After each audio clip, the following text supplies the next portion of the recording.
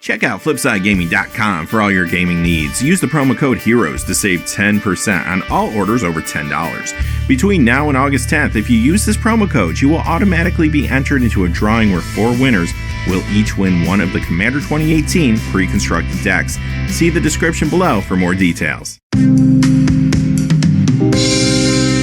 Hey there, this is John from Heroes and Legends, and welcome to this special edition of the Magic the Gathering Market Watch. We're in the middle of the first week of Core Set 2019. We're going to check in and see what's going on with the prices for these cards, which cards are starting to stabilize, which are still going down quite a bit, and we're also going to look at a weird phenomenon that is going on with some of the cards that you will not find in the regular booster packs.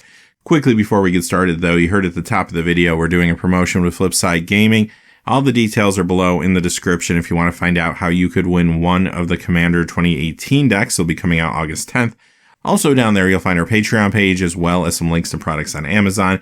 All of those links are ways to help support the channel, but as always, thank you not only to the folks that look at those links, but to all the viewers. Y'all make the channel what it is. Without any further ado, let's get into it.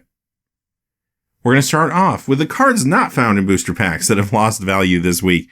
Now you're going to notice here that a lot of the Planeswalker deck, Planeswalker cards are starting to stabilize a little bit, especially some of the ones that were the hotter casual cards that now people are getting into their hands and into their decks. We'll begin with Scala Wolf, down 32 cents to 85 cents.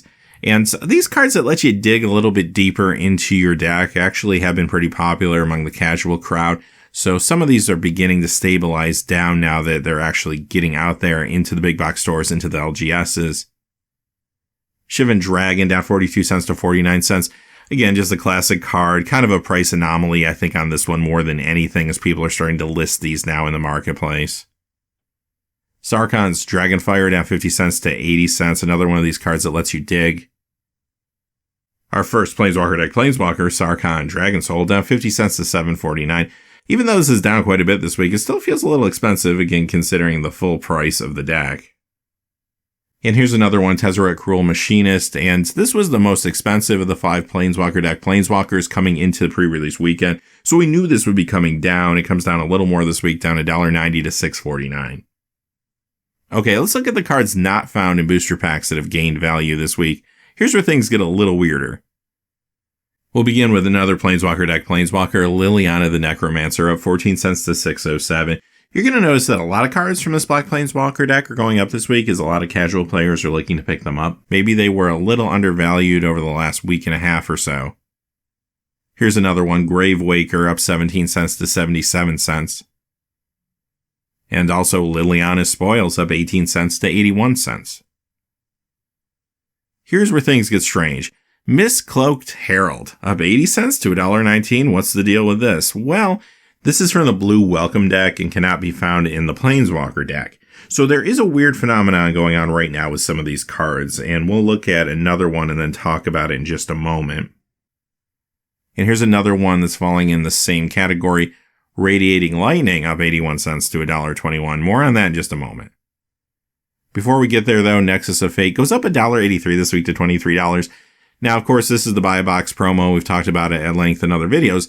But I will say this, the card moved up a little bit this week, but it does seem like it's just because of some higher listings on eBay more than anything. I don't really see any additional play coming from this card. As a matter of fact, I've seen less play when it comes to the last week or so. Some people were trying to make it work in standard and some artifact builds, and I don't really see it getting there, although it's still early. That could change. And also, I haven't seen anyone being able to unlock its power in modern and like taking turns decks yet or anything like that. Again, that could change, but at least for right now, if that doesn't happen soon, I do think this will continue to decline. If you go on eBay right now, for example, you can find a lot of copies much cheaper than $23, and there's a lot of copies listed there and a lot of play sets. Aggressive Mammoth, up 265 to 574. This card has been very hot for a casual card out of a Planeswalker deck, but it is awesome for so many different commander and casual builds. If you're a big creature-centric deck, you kind of want a copy of this. Very reasonably costed, only costs 6 for an 8/8 trample, and all creatures you control have trample. That's huge for a lot of different builds, so this has a very hot week. Alright, here's where we get to the whole story on these welcome decks. Llanowar Elves, of 1899 to 1948. You can find this in the green welcome deck. And why is this spiking? Well, this is a card, obviously, that sees a lot of play in numerous formats. It was just printed in Dominaria. It's very popular in Standard, of course. And Because of that, I think somebody got the idea to list these cards at an extremely high price on TCG Player last week. So what that did was, because this is a card from a welcome deck where you don't see a lot of LGSs breaking apart welcome decks to sell singles online, it's just something that doesn't happen. When the person did that, they were the only one listing the card. So when the Crystal Commerce system, which kind of reads all that data, they see that this card is being sold for like $30. Then you look at your sites like MTG Goldfish, MTG Stocks, MTG Price, any site that reads that system, it makes it look like the card spiked thousands of percentage points. Did it really? Are people really spending $20, $30 on this card? No, the answer is they're not. Now, if you go to eBay right now, you're starting to see kind of the follow-up to this initial price point. When people saw this spike on those sites, they started listing copies of the card for sometimes around $20 or $30. If you look at sold and completed listings, though, guess what? Not a single one of those has sold. So there's a lot of listings at high prices, but realistically, no one's buying, no one's biting. Hopefully, no one gets fooled by this, because this is really market manipulation at its worst. There's a lot of copies of this out there. Game stores have them. They give them to new players so they can play the game. And unfortunately, this creates a temptation now to take that element away and sell these. Now, if you look at TCG Player right now, things are starting to calm down. People are listing these, but they are listing them $5 to $7 typically, not $20, $30. So that's still too much. Don't pay that for this. But at least it's starting to calm down a little bit, and we should be past this in a week or so, I would imagine. But that's what's going on. I know a lot of people have had questions. I mean, don't spend the money on this. It's just kind of silly. Important to mention, too, the other welcome deck cards started to go up after this phenomenon happened. So just other people thought, well, if this card's worth something, maybe some of the others are. And that's why you started to see those other prices tick up, too. All right, top 10 core set 2019 cards that have lost value this week. Number 10 is Amulet of Safekeeping, down 31 cents to $1.14. Now, a lot of people speculated that we would see this show up in some legacy or modern builds in the sideboard to deal with like burn or creature tokens, but so far it really hasn't happened, and this card's lost a lot of value in the past week or so. We'll have to see, though. Again, it's still early. Maybe it does happen eventually. Number 9, Elvish Clan Caller, down 31 cents to $1.99. I have seen a lot of modern elf decks just testing this out and running it. Remains to be seen if they're going to hang on to it or move on and decide it's not good enough. Once we get past maybe the first 2-3 weeks or so that the card's been out, I think we'll get a better idea of whether this is going to truly be a staple or not. If you are an elf player that's tried it, though, let me know in the comments below how it worked out for you. I'd like to hear that. Right now, it is ticking down. Number 8, Leonin War Leader, down 41 cents to $2.07. So another card that a lot of people thought could maybe revitalize the cat deck. It did not put a big result up, though, this past weekend at SCG Worcester. So without that big result in week 1, people are a little cold on it. But again, it is early. Things could definitely change week 2, week 3. Number 7, Arcades the Strategist, down 44 cents to $7.21. This is just a fun build-around commander card that had a really strong price point during the pre-release into the release weekend time. And now as packs are getting cracked and those players that want this to want to build those decks are getting their hands on it, it is softening up a little bit. I do think it continues to go down slowly over the next few weeks, but it is a really fun build. If you can grab some of those crazy low-costed walls from the old days that have really weird abilities attached to them, you can have a really fun deck. Number 6, Omniscience, down 49 cents to $6.80. This is a reprint that continues to go down, which is kind of nice for those players that want to build an Omnitel show and tell style deck or any kind of variant of that in Legacy right now. I do think this goes down a little bit more, though, in the next couple weeks. Number 5, Resplendent Angel, down 50 cents to $17.50. Now, you see this a lot on Magic Online in different mid-range builds right now, especially that white-black life gain mid-range deck. So there's a chance week 2, week 3 that could put up a good result somewhere. We'll have to wait and see. Although last weekend in Worcester, we didn't really see this doing a whole lot when it comes to top 8s. So because of that, the card gets a little cold. Couple that with the fact that a lot of packs are being opened, and this card will continue to drop quite a bit, but we'll have to again keep an eye on it when it comes to week 2's performance, week 3's performance, and so on. Number 4, Vivian Reed, down 61 cents to $7.51. She is losing some value this week. However, she put up a pretty good performance over the weekend at Worcester. We saw her in a lot of sideboards. Of course, green stompy decks that were successful, not to mention some monsters, Gruul decks that were successful. She's a good sideboard card to deal with some of the enchantment control cards that are in white that are very powerful right now. So I do think she was strong over this past weekend. We'll have to see if that maintains, but I do think this will continue to go down at least a little bit, but I don't see it dropping as much as 61 cents next week, for example. Number 3, Alpine Moon, down 70 cents to 256. Much like the previous card, I do think this comes down a little bit more, but I don't think it's going to fall as heavy as it's been falling over the last week or so, just simply because this is starting to see a little bit of sideboard play in Modern as well as Legacy. Again, we'll have to see if that actually pans out and people decide that they want to keep these cards in their decks. We did see a 1-of out of a sideboard in a successful Goblin deck in Legacy this past weekend, so we'll kind of see where this goes from here. But I do think just the small amount of play it is seeing already might at least start to stabilize the card.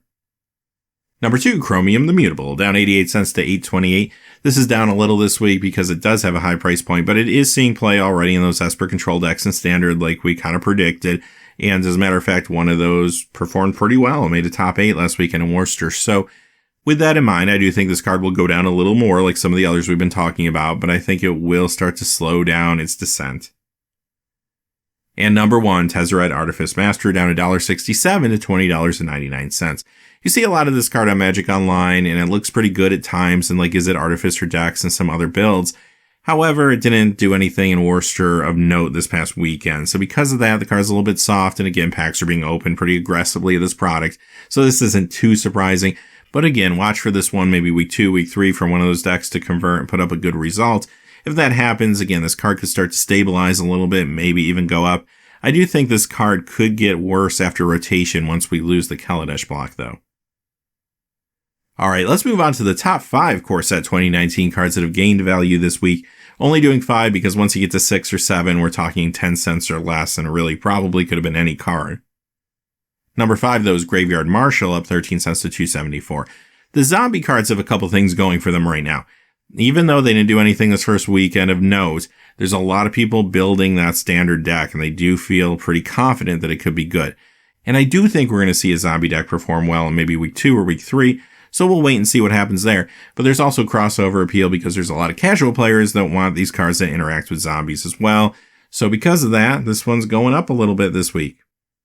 Number 4, Sarkhan's Unsealing, up 16 cents to 96 cents.